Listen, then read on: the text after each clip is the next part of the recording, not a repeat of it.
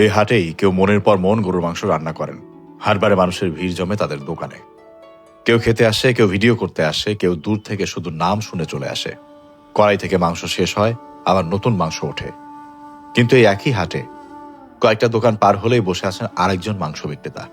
তার বিশাল কড়াই নেই, দোকানের সামনে মানুষের লাইন নেই, তাকে ঘিরে ক্যামেরার ভিড়ও নেই। আছে একটা ছোট্ট দোকান, মেঝেতে পাতা পুরনো সেই পাটি, এক পাতিল ভাত, আর মাত্র 3 কেজি গরুর মাংস। এই মানুষটার নাম আলাউদ্দিন। পাশের ব্যবসায়ীদের কাছ থেকে শুনলাম, নওহাটা হাটের পুরনো ব্যবসায়ীদের মধ্যে তিনি একজন। অথচ তার দোকানে মানুষ নেই। বয়সের ভারে শরীরটা নুয়ে এসেছে, তবু হাটবার এলেই কাকা চলে আসেন। কারণ ঘরে বসে থাকার সুযোগ হয়তো তার নেই। পেটের দায় মানুষকে বিদ্ধ হওয়ার ছুটিটাও দেয় না।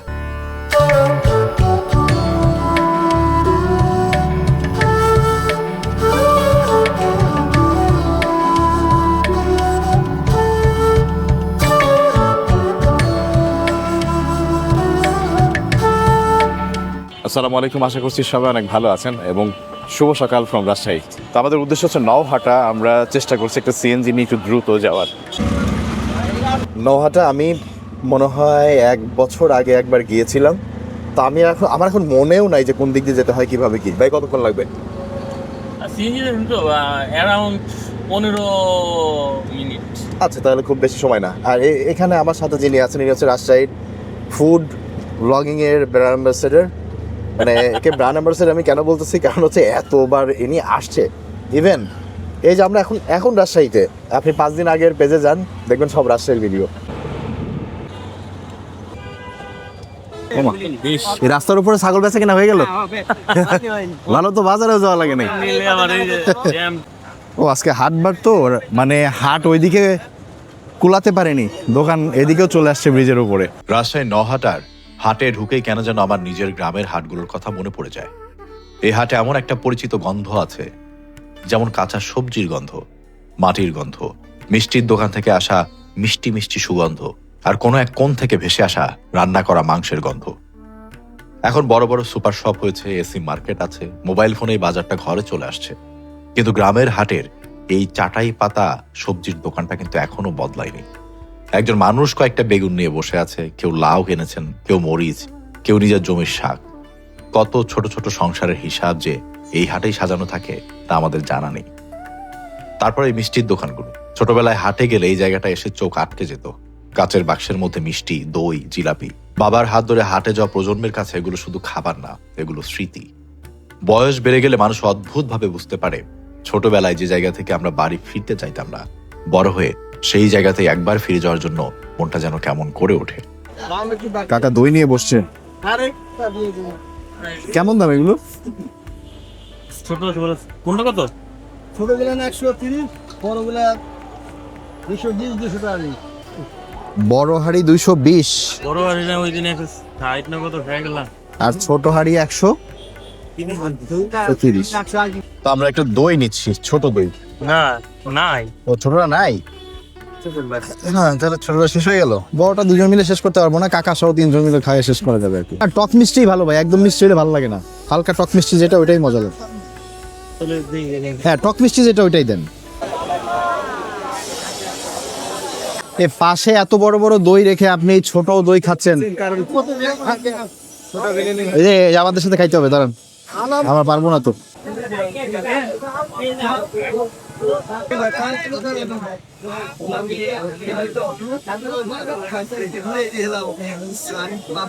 তো কাকা হাটের ভেতরে কিন্তু জোড়াসন দিয়ে বসে দই বিক্রি করছেন, এবং যারা হাটুরে মানুষজন যারা হাটে আসছেন নিজের জন্য, বাসার জন্য দই কিনে নিয়ে যাচ্ছেন। তো আমরাও একটু খাওয়ার জন্য নিয়েছি। আমি এই দইয়ের উপরে এই যে শর্টটা দেখেন, বিসমিল্লাহ।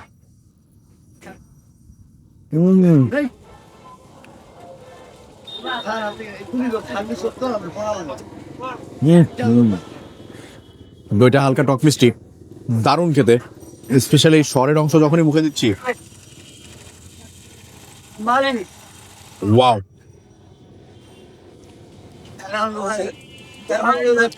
এটাকে শুধু দই হিসেবে যাচাই করলে আপনার কাছে নানা ধরনের কথা মনে হতে পারে, কিন্তু আমি যখনই শরের অংশ দিয়ে খাচ্ছি, অসাধারণ। আর আমার পার্সোনাল পছন্দ হচ্ছে হালকা টক মিষ্টি দই, একদম বেশি মিষ্টি আমি খেতে পারি না। আমি চিন্তা করছি যে আসলে কি নিয়ে যাওয়া যায় রাজশাহী থেকে। আর আমাদের মুন্সি এনায়েত ভাই তো যায়, আমাদের বন্ধু মুন্সি এনায়েত, তো ওই যে চরখানপুরে গিয়ে এই বড়া দিয়ে ভাত খায় আর বলে অনেক সুস্বাদু, তো ভাবলাম যে এটাই কিনে নিয়ে যাই। তো এই যে আমাদের ভাই বিক্রি করতেছে, তাহলে ভাই আমরা কত করে দিব? আমাদেরকে 1 কেজি দেন, আপনার একটু দাম দম আপনি আপনার মতো করে রেখে দিয়েন। এটা কি কি দিয়ে মেনলি তৈরি করে? এটা আপনার চাল কুমড়া আর কালাই। ঠিক আছে। এখানকার শাকসবজি দেখে আমার কাছে মনে হচ্ছে আমি সব যদি কিনে নিয়ে যেতে পারতাম ঢাকায়, মানে খাওয়ার জন্য। তুলনামূলক মাছ বাজারে ভিড় কম, এর কারণ আমার কাছে মনে হচ্ছে মাছের দাম, মানুষজন মাছ কম কিনছে এখন। এদিকে হয়তো মাছের দাম ঢাকার মতোই চড়া। এটা তো দেশি মুরগি টুরগি, হাঁস মুরগির বাজারে আর কি। মুরগি হাঁস, এই যে রাজাস তো বললো যে 500 টাকা কেজি কিনে নিয়ে গেছে। এখানে এবার একটু কালারফুল আছে কবুতর। আপনার কত করে বিক্রি করতেছেন? জোড়া 600, এক জোড়া 600, মানে পার পিস 300 টাকা। মানে এগুলা 600 জোড়া, আর এগুলা ছিল কম আনতে 500। 500 টাকা জোড়া। এগুলো তো মানুষ পালবে নিয়ে, হ্যাঁ, এর থেকে আবার শখের কবুতর। শখের কবুতর, এই জন্য কালারফুল আর কি। আর ওই সাদাগুলা আর দুইটা কিনলাম আমরা, আর এই দুটা বিক্রি করে, বুঝি নাই, সাদা দুইটা। সাদা দুইটা আমি কিনেছি, আর এই দুটা বিক্রি করবো। ও, আপনি আবার বিক্রি করে আবার নিজের পছন্দ মতো শখ করে ওটা কিনে নিয়ে যাচ্ছেন, মানে বিক্রি করে ফেলতেছে কিন্তু ওই পালার শখটা এখনো যায় নাই। ঠিক আছে, বেচেন। এই পুরো জায়গা জুড়ে শুধু কবুতরই এইটুকুতে। নওহাটা হাটের আরেকটা পরিচয় এখন তার খাবার, বিশেষ করে গরুর মাংস। কোনো কোনো দোকানে হাটবারে মনের পর মন মাংস রান্না হয়, মানুষের ভিড় দেখলে ভালোও লাগে। একটা স্থানীয় খাবার, একটা স্থানীয় বাজার মানুষের কাছে এত পরিচিত হচ্ছে, ব্যবসা হচ্ছে, কত মানুষের কর্মসংস্থান হচ্ছে। কিন্তু একটা হাটকে শুধু তার সবচেয়ে ব্যস্ত দোকান বা ভাইরাল দোকান দিয়ে চিনলে আপনি হাটটাকে একদমই চিনতে পারবেন না। কারণ স্বাভাবিকভাবেই ভাইরাল যেটা বেশি, আমাদের চোখ সাধারণত সেদিকেই যায়। আর সেই ভাইরালের ঠিক পাশেই আলাউদ্দিন কাকার মতো মানুষ বসে থাকে, আমরা অনেক সময় তাদের দেখি না। নওহাটার হাটে হাঁটতে হাঁটতে কাকার দোকানে আমার চোখটা আটকে যায়। ছোট্ট একটা দোকান, নিচে পাটি পাতা, আর একজন বৃদ্ধ মানুষ বসে আছেন। হাটে প্রচন্ড ঘোরাঘুরি হলো, আমি কুমড়ো বড়িও নিয়েছি বাসার জন্য। ঘুরতে ঘুরতে দেখেন নওহাটায় তো আসলে কালাভুনা খাওয়ার মতো জায়গার অভাব নাই, অনেক বিখ্যাত লোকজন আছে। তবে এই দৃশ্যটা দেখে আমার কেন যেন মনে হলো আজকে আমার নওহাটার এই জায়গাটাতে খাওয়া উচিত। এই যে একদম চাচা, ছোট্ট একটা দোকান, একটা ছোট্ট পাতিলে মাংস রান্না করা, তার ছোট্ট একটা ঝুড়ির ভেতরে ভাত নেয়া, আর এইখানে কয়েকটা চাটাই বিছাই দিয়ে উনি বসে আছে। চলেন কাকার সাথে যাই কথা বলি। আজকে সেই আগে যেমন নওহাটাতে মানুষ খাওয়া দাওয়া করতো, হাটুরিরা এসে পার্টিতে বসে আজকে খাবার খাবো।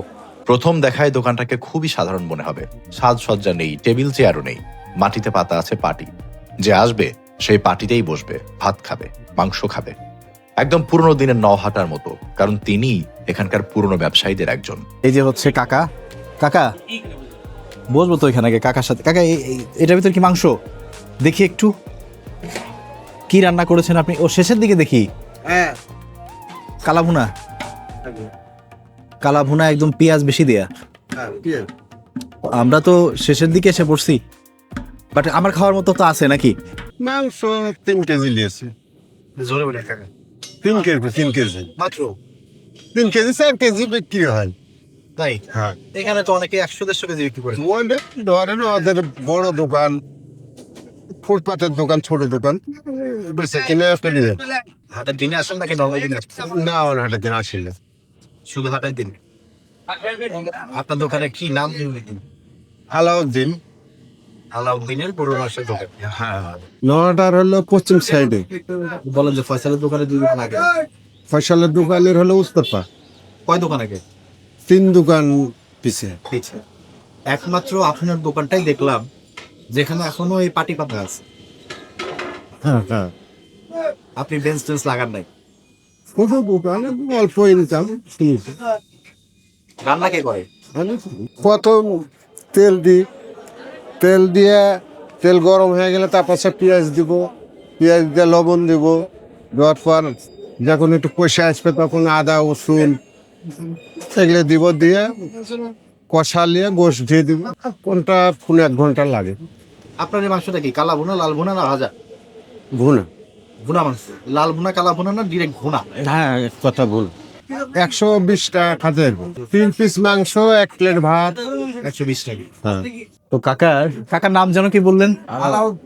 সো আলাউদ্দিন কাকার দোকানে দেখেন আমরা এই যে গ্রামে যেভাবে পাটি পেতে বসে খেতাম, আমি বেসিক্যালি এই জন্য এই দোকানটাতে প্রথমে ঢুকেছি, আর তারপরে কাকাকে দেখে আমার মনে হলো এই দোকানে আজকে খেয়ে যাই।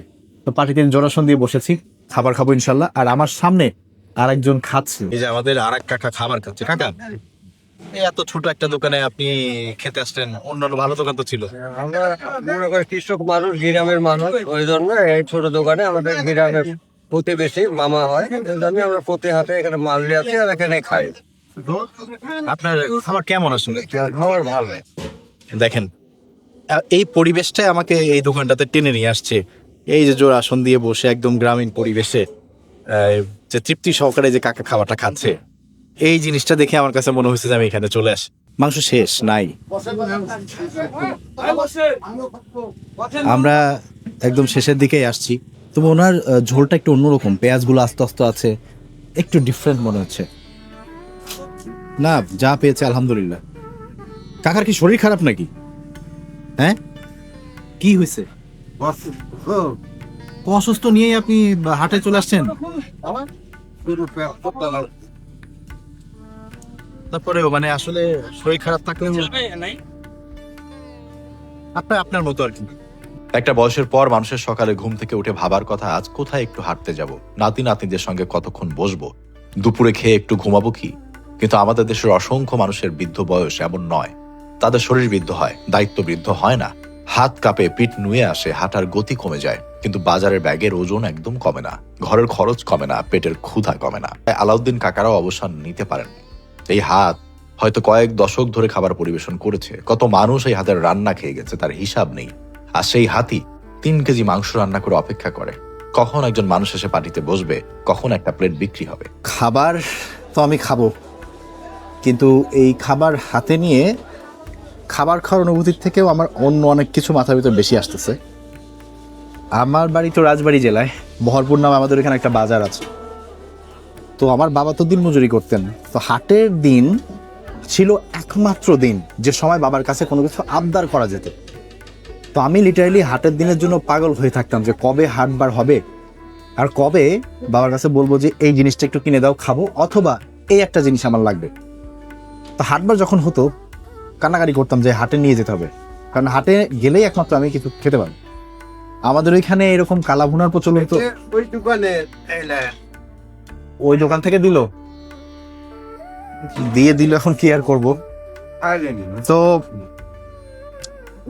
তখন মাথায় একটা জিনিস থাকতো, আমার হাটে যেতে হবে, জোর করে কান্নাকাটি করে যেতাম। কিন্তু কালাভুনা তো আমাদের এখানে ছিল না, আমাদের এখানে ছোট ভাজা পোড়া আইটেম ছিল, এইরকম মাটির ছোট ছোট দোকান, এবং সেখানে টেবিল তো কখনোই ছিল না, দাঁড়ায় লোকজন খেত, অথবা এরকম পার্টিতে বসে সেই সিঙ্গারা সমুচা আমরা খেতাম। কিন্তু ওই সিঙ্গারা সমুচা আমার কাছে মনে হতো অমৃত।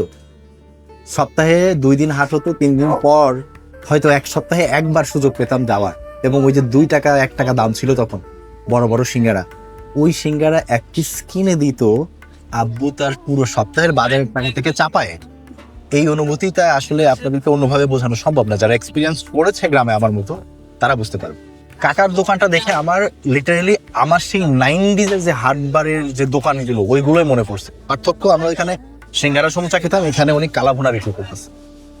কাকা অসুস্থ মানুষ, ওইভাবেই চলে আসছে এবং 3 কেজি মাংস বিক্রি করে মাত্র প্রতি হাটবারে এসে, এবং এতে তার সংসার চলে। হয়তো অন্যান্য হাটেও যায়। ওনার মাংসটার ঝোলের ভিতরে দেখেন এই যে পেঁয়াজগুলো কিন্তু এই যে আস্ত আস্ত আছে একটু, এই যে মরিচটাও বোঝা যাচ্ছে, এবং উনি এটাকে কালাভুনা ভাজা মাংস অতিরঞ্জিত কোনো নামই দেন নাই। উনি আমাকে ডিরেক্ট বললো, বাবা আমি গরুর মাংস ভুনা করি, এই খায় মানুষ, চলেন বিসমিল্লাহ করি। বিসমিল্লাহ।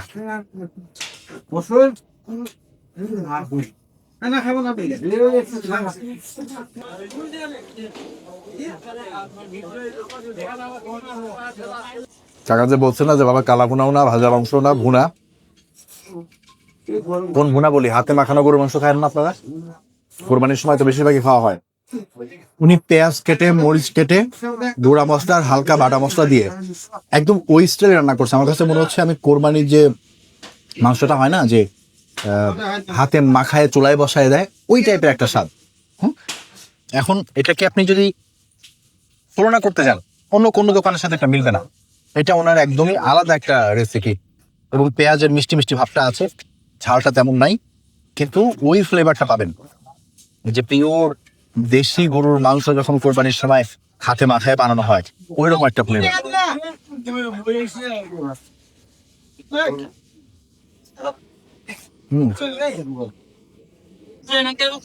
আমরা একদম শেষে আসছি কাকার, একদম লাস্টে যে মাংস ছিল, এই যে ভালোভাবে সেদ্ধ হওয়া মাংস হয়ে গেছে, বেশ ভালোভাবে, একদম তুলতুলে নরম না, কিন্তু ভালোভাবে সেদ্ধ।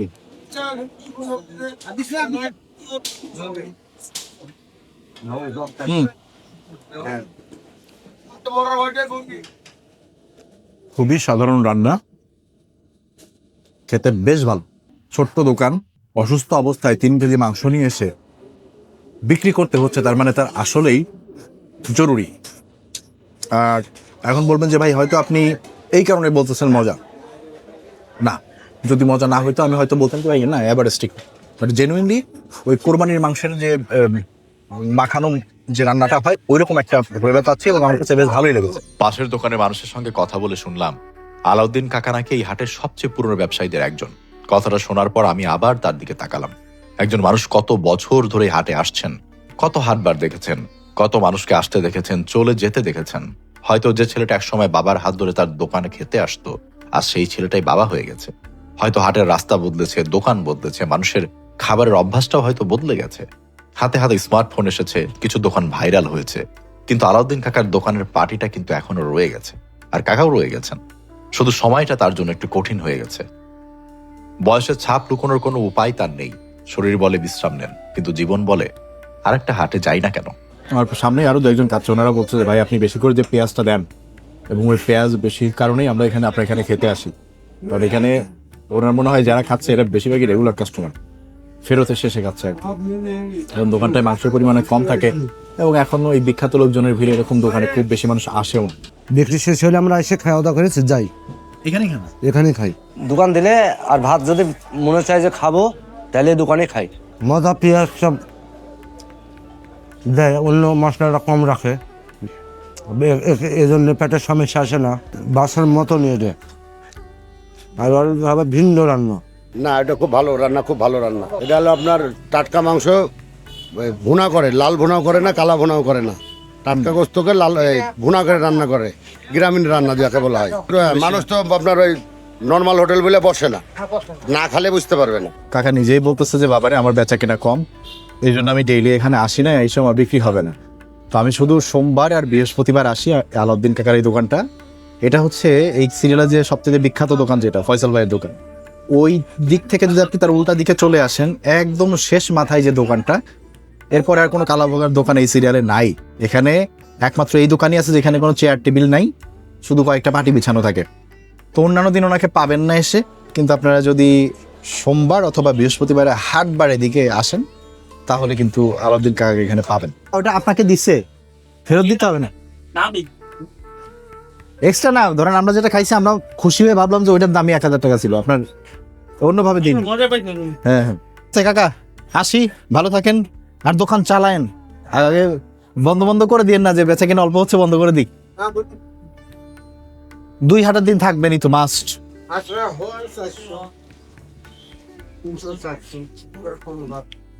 300-400 টাকা লাভ থেকে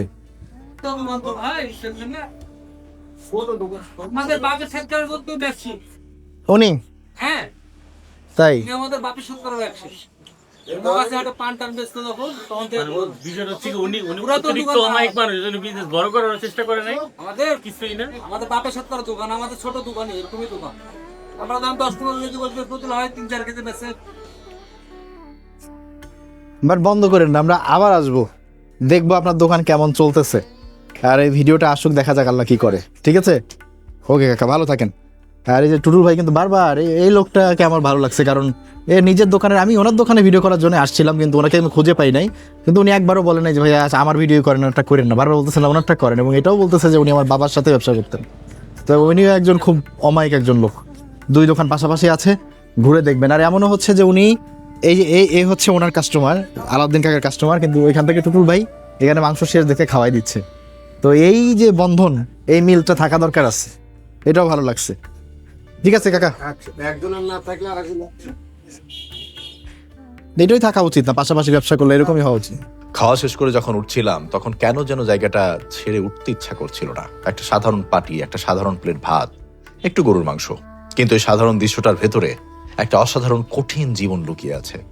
আমরা সবাই হয়তো আলাউদ্দিন কাকার দোকানে গিয়ে খেতে পারবো না, সেটা সম্ভব না, কিন্তু আমাদের নিজের এলাকার হাটে বাজারে রাস্তার পাশে এমন অনেক আলাউদ্দিন কাকা আছেন যাদের দোকান ভাইরাল হয় না, যাদের খাবারের ছবি ফেসবুকে আসে না, যাদের সামনে লাইনও পড়ে না, তাই তবু তারা প্রতিদিন একটা ছোট্ট পুঁজি আর বিশাল একটা আশা নিয়ে দোকান খুলে বসেন। কখনো যদি সুযোগ হয় এমন কোনো দোকানের সামনে একটু দাঁড়াবেন, এক কাপ চা, এক প্লেট ভাত খাবেন, দরকার না থাকলে হয়তো ছোট কিছু কিনবেন। আপনার কাছে সেটা হয়তো খুব অল্প টাকা, কিন্তু কোনো একজন মানুষের কাছে সেটা হতে পারে আজকের দিনটা আরেকটু সম্মানের সঙ্গে পার করার সুযোগ। আলাউদ্দিন কাকা, আমি জানি না আপনার দোকান আর কত হাটবারে বসবে, জানি না এই পার্টিটার কতদিন পাতা থাকবে, কিন্তু নওহাটা সেই বড় বড় কড়াইয়া মানুষের ভিড়ের মাঝেও আমার সবচেয়ে বেশি মনে থাকবে আপনার 3 কেজি মাংসের ছোট্ট পাতিলটার কথা।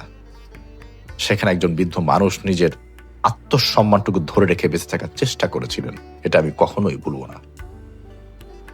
একটা হাটে হাজার মানুষের গল্প থাকে, আমরা শুধু ভিড়ের গল্পটাই দেখি। কখনো কখনো একটু ফাঁকা দোকানগুলোর দিকেও আমাদের ঘুরে তাকানো দরকার। যাই হোক, আবার একটা কথা বলে দিই, এই টুটুল ভাইয়ের দোকান এবং আমাদের আলাউদ্দিন কাকার দোকান, এই দোকান কিন্তু হাটবার ছাড়া পাবেন না নওহাটায়। মানে এটা ভাই আমি মন থেকে বলতেছি, হাটবারে যদি খেতে আসেন এখানে আসবেন। হ্যাঁ, খাবার আমার কাছে ভালো লাগছে, আপনার কাছে ভালো লাগবে কিনা আমি জানি না, বাট এসে এই মানুষটাকে সাপোর্ট করা উচিত, অ্যাটলিস্ট ওনার ব্যবসাটা যাতে চলতে পারে। ঠিক আছে, সবাই ভালো থাকবেন, অন্য ভিডিওগুলোতে আবারও দেখা হচ্ছে। আল্লাহ হাফেজ, সালামু আলাইকুম।